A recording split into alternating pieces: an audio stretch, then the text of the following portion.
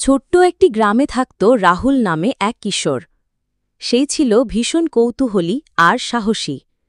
একদিন গ্রামের পাশে পাহাড়ের কাছে সে খুঁজে পেল একটা পুরনো গুহা, যার সামনে লেখা ছিল, যে ঢোকে সে ফিরে আসে না।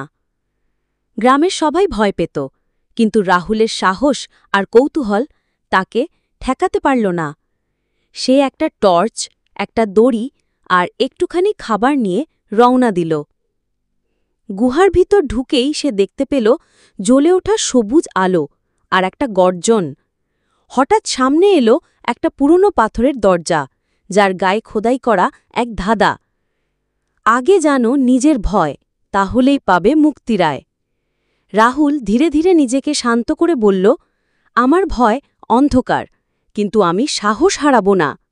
দরজা খুলে গেল।